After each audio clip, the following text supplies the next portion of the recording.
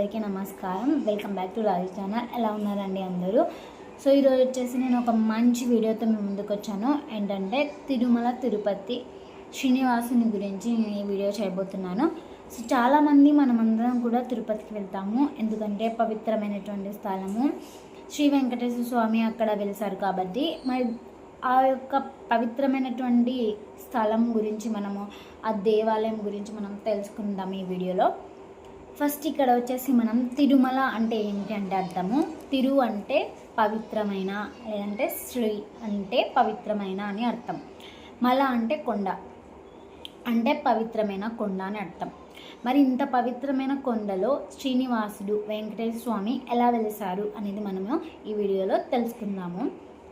First వచ్చేసి మనకు శ్రీ మహావిష్ణువు వైకుంఠంలో ఉన్నప్పుడు ఏం జరిగిందంటే, వైకుంఠంలో ఉన్నప్పుడు ఇక్కడ కింద ఉన్నటువంటి ఋషులందరూ కూడా త్రిమూర్తులు అంటే ఎవరు? శివుడు, బ్రహ్మదేవుడు, విష్ణుమూర్తి అన్నమాట, విష్ణుదేవుడు. ఈ ముగ్గురిలో కూడా త్రిమూర్తులలో ఎవరు గొప్పవారు అనేటువంటి సందేహం వచ్చింది. అప్పుడు వీళ్ళందరూ కూడా భృగు మహర్షి అనేటువంటి ఒక మహర్షిని తెలుసుకుని రాపో అని చెప్పేసి పంపిస్తారు ఋషులు. ఈ భృగు మహర్షి గారు ఏం చేస్తారంటే ఫస్ట్ బ్రహ్మదేవుడి దగ్గరికి వెళ్తారు. బ్రహ్మదేవుడి దగ్గరికి వెళ్ళినప్పుడు ఆయన సరిగ్గా ఆయనకు రెస్పాండ్ అవ్వారనమాట. అంటే ఆయన అందుకని ఆయన ఏం చెప్తారంటే అప్పుడు బ్రహ్మదేవుడు గొప్పవారు కాదు అనే విధంగా ఆయన అలా అంచనా వేసుకుంటారు. తర్వాత ఆయన వచ్చేసి శివుడి దగ్గరికి వెళ్తారు. శివుడి దగ్గరికి వెళ్ళినప్పుడు ఏమవుతుందంటే, శివుడు ఆయన చాలా నెమ్మదిగా ఉన్నటువంటి దేవుడు కాబట్టి ఆయన యొక్క ధ్యానంలో ఉండిపోయాడు. భృగు మహర్షి వచ్చినప్పుడు ఆయన ధ్యానంలో ఉన్నాడనమాట శివుడు. సో భృగు మహర్షికి ఇంకా చాలా కోపం వచ్చేసింది. తర్వాత లాస్ట్ మూడవసారి శ్రీ మహావిష్ణువు దగ్గరికి, వైకుంఠం దగ్గరికి వెళ్తారు. వెళ్ళిన తర్వాత శ్రీ మహావిష్ణువు దగ్గరికి వెళ్ళిన వెంటనే ఆయన ఛాతిని ఈయన యొక్క కాళ్ళతో తంతాడు. అలాగా చేసిన తర్వాత అప్పుడు విష్ణుమూర్తి కోపం పడాలి, కానీ కోపం పడకుండా మహర్షి మీకు ఏమైనా కాలికి దెబ్బ తగిలిందా అని చెప్పేసి అడుగుతాడు. అప్పుడు భృగు మహర్షి తెలుసుకుని అందరిలో కూడా మొత్తం ఈ ముగ్గురులో కూడా గొప్పవాడు ఎవరు అంటే శ్రీ మహావిష్ణువు అని చెప్పేసి ఆయన తేల్చి చెప్పేస్తాడు. కానీ అక్కడే ఉన్నటువంటి సతీమణి ఎవరు? శ్రీ మహాలక్ష్మీదేవికి చాలా కోపం వస్తుంది. ఎంతైనా సతీమణి ఆమె. సో ఆయనకి భర్తను అలాగా అవమానించినట్టుగా ఆమె కనిపించి చాలా కోపంతో, అది కూడా ఈయన మళ్ళీ మీకు కాలుకి దెబ్బ తగిలిందా అనే విధంగా అడిగినందుకు ఆమెకు అది నాకు నచ్చలేదు. ఆమె వచ్చేసి వైకుంఠంని విడిచిపెట్టేసి భూమి దగ్గరకు వచ్చేస్తుంది. భూమి దగ్గరకు వచ్చిన తర్వాత ఆమెని వెతుక్కుంటూ, అంటే ఎవరిని? మహాలక్ష్మీదేవిని వెతుక్కుంటూ, శ్రీ మహాలక్ష్మిని వెతుక్కుంటూ విష్ణుమూర్తి కూడా కిందికి వచ్చేస్తాడు. వచ్చేసి ఆయన వెంకటాచలం అనేటువంటి వెంకటాచలంలో ఒక పుట్టలో ఆయన శ్రీనివాసుడు ఉంటాడనమాట. అంటే శ్రీ మహావిష్ణువు గారు అక్కడ ఉంటారనమాట ఆ పుట్టలో. ఇంకా దాంతో ఈ యొక్క బ్రహ్మదేవుడు, మన శివుడు కూడా వచ్చేస్తాడు. శివుడేమో ఒక దూడలాగా, ఇంకా బ్రహ్మదేవుడేమో ఆవులాగా మారిపోయి వచ్చేసింటారు.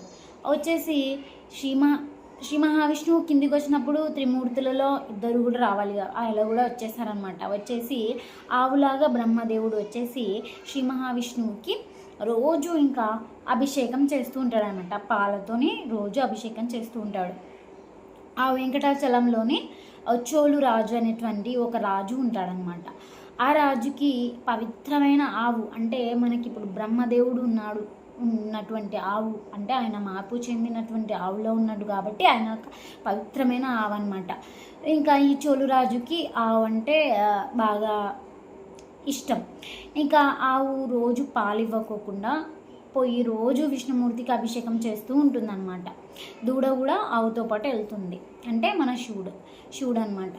ఇలాగ వెళ్తూ రోజు ఇలాగ జరుగుతుంది. ఒకరోజు చోళరాజు గారు ఏం చేస్తారంటే, ఏం జరుగుతుంది, రోజు ఆవు పాలు ఇవ్వడమే లేదు, నువ్వేం చేస్తున్నావు అని చెప్పేసి ఈ ఆవులని ఈ ఎవరైతే చూసుకుంటుంటారో ఆ వ్యక్తిని ఈయన చోళరాజు కోపడతాడు.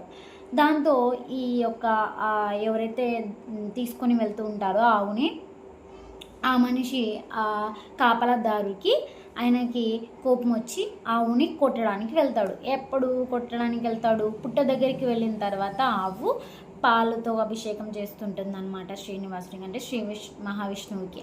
అలా చేస్తున్నప్పుడు కోపంతో ఆయన దానికి కొట్టాలి, చంపేద్దాం అనే విధంగా కోపంతో ఆయన కొట్టడానికి పోతాడు. అలా కొట్టడానికి వెళ్ళిన వెంటనే శ్రీ మహావిష్ణువు బయటికి వచ్చేసి బయటికి వచ్చేసి ఆ బయటికి రాగానే ఆ దెబ్బ ఆయన తీసుకుంటాడు. ఆవు మీద కాకుండా ఆయన దెబ్బ ఆయన మీదకి తీసుకుని చచ్చిపోతాడు. ఆ మనిషి ఎవరైతే కొట్టాలని ట్రై చేసినాడో ఆ పశువుల కాపరి చచ్చిపోతాడు. అలాగనే చోళరాజు పాలివ్వడం లేదని చెప్పేసి ఇలాగా నువ్వు ఆయనకు చెప్పావు కదా అని చెప్పేసి చోళరాజు కూడా శాపం వస్తుందన్నమాట. శాప విమోచనం ఎలా తీసుకోవాలనేది కూడా శ్రీ మహావిష్ణువు మళ్ళీ చోళరాజుకు చెప్తాడు. అదంతా అనమాట. అలాగ జరిగిన తర్వాత అదే వెంకటాచలంలోనే ఇక శ్రీనివాసుడు అలాగ జీవిస్తూ ఉంటాడు. ఆయన అలాగ చేస్తూ ఉన్నప్పుడు ఆయన ఏనుగుని వెంటాడుతూ వెంట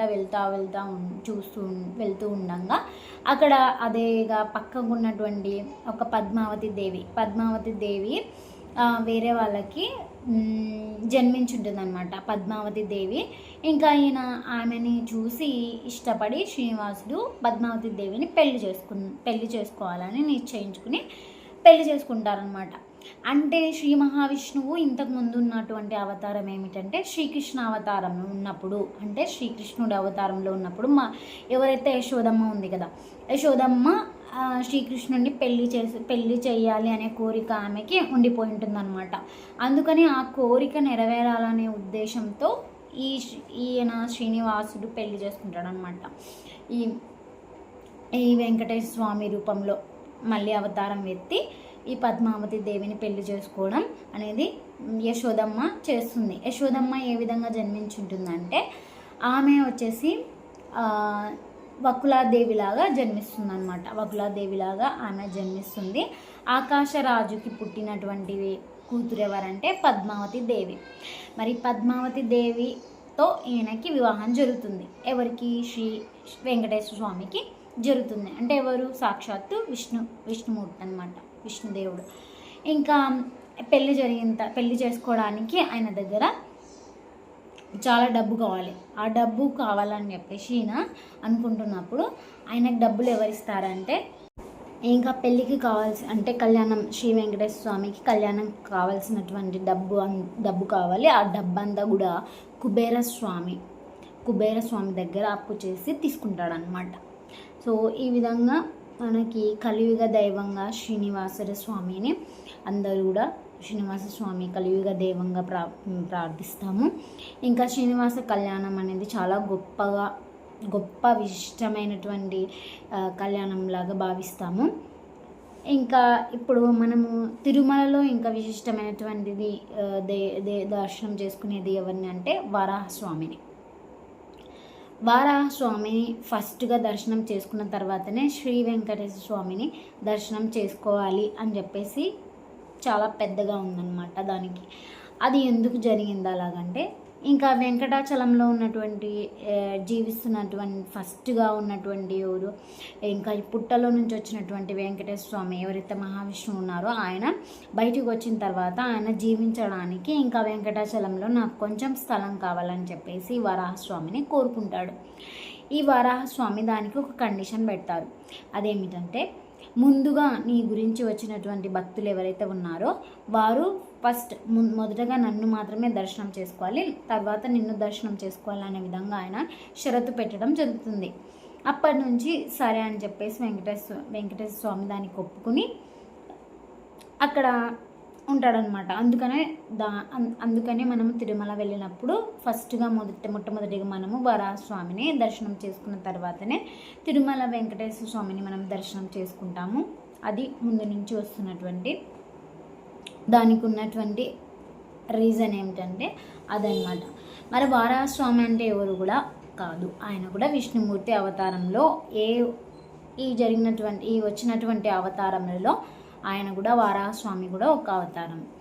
ఇంకా ఎందుకని ఆయనకి ఆ వరాహస్వామి అవతారం అక్కడ వచ్చింది అంటే మెయిన్గా విష్ణుమూర్తి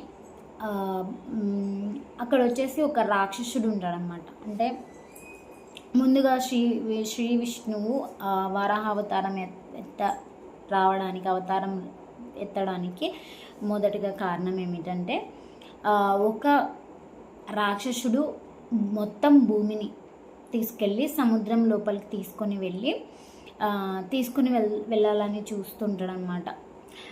తన పేరు వచ్చేసి హిరణ్యక్షకుడు. ఈతను వచ్చేసి సముద్రం లోపలికి భూమిని తీసుకుని వెళ్తాడు. ఇంకా భూమి మీద ఉన్నటువంటి జీవరాశులు అన్నీ కూడా చచ్చిపోతూ ఉంటాయి. ఇంకా భూమి మీద ఏముంటే అసలు ఏది కూడా లేకోకుండా అయిపోతుంది. సో ఎందుకని కాపాడాలి భూమిని అనే ఉద్దేశంతో ఆయన వారాహ అవతారం ఎత్తి ఆ భూమిని దేవుడు కాపాడతాడనమాట విష్ణుమూర్తి. ఇంకా అందువల్ల వారాహ అవతారం అది ఒక రీజన్ అనమాట. ఆ తర్వాత వరాహ అవతారం ఎత్తిన తర్వాత మనము ఎక్కడికైనా వెళ్ళినప్పుడు వారాహస్వామి యొక్క పట్టం చూస్తే అందులో వారాహస్వామి మీద భూమి ఉన్నట్టుగా ఒక ఫోటోలు ఎక్కడైనా కొన్ని ఫొటోస్లో ఉంటాయి అన్నమాట. ఎందుకు కారణం ఏమిటంటే ఈ విధంగా భూమిని రక్షించడానికి వారాహ అవతారంలో వచ్చింటాడనమాట దేవుడు, అందుకని చెప్పేసి అది ఒక రీజన్.